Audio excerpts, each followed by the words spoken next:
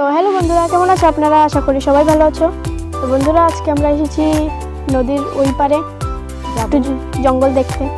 আমাদের মাসিতারাও এসেছে একটু জঙ্গল দেখবার জন্য, লঙ্কার থেকে এসেছে দেখার জন্য, ঘুরে আসবো।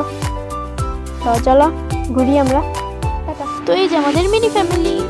তো বন্ধুরা, আমরা চলে গিয়েছিলাম নদীর ওপারে গাঁদা ফুল কিনতে আমাদের গোপাল সোনার জন্য।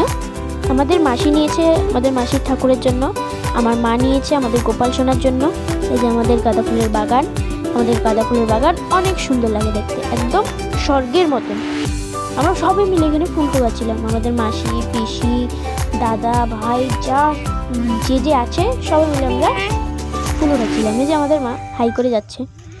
তারপরে দেখো যে আমাদের পিসি আমার মাসিকে বলছে, এই যে আমাদের কি বলেছিলাম শুনতে পেয়েছি নিয়ে। তো এই যে আমাদের মা, এখন আমরা যাচ্ছি নদীর ওই পারে, ঘরে যাচ্ছি।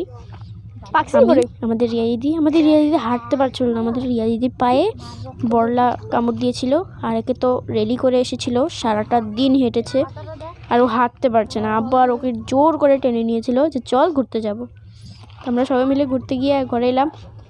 ঘরে এসে আমাদের পিসির বাগান রয়েছে একটা ছোট্ট মোট্ট, আর এটা আমি জানি না অবশ্য কী ফুল, নাম চিনি না, কিন্তু আমার এই ফুলটা অনেক ভালো লাগে।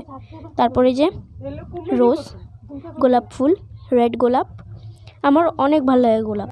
আমি তো নিয়ে গিয়েছিলাম 2-3টা আমাদের গোপাল সোনার জন্য। অনেক সুন্দর লাগে দেখতে, গন্ধটাও অনেক সুন্দর। তো এই যে কাগজি ফুল, এটা আমার পছন্দ না, কিন্তু আমাদের মার অনেক পছন্দ, আমাদের গোপাল সোনারও অনেক পছন্দ। আমাদের মা তো আমাদের গোপাল সোনার জন্য মুঠি মুঠি করে নিয়ে যেত। তো বন্ধুরা, আজকের জন্য এতটুকুই। কেমন লেগেছে কমেন্ট করে অবশ্যই জানাবেন, লাইক অ্যান্ড সাবস্ক্রাইব অবশ্যই করবেন। তো আবার দেখা হচ্ছে নেক্সট ভিডিওতে। তো চ্যানেলটিকে সাবস্ক্রাইব অবশ্যই করে নেবেন। ততক্ষণ জন্য রাধে রাধে।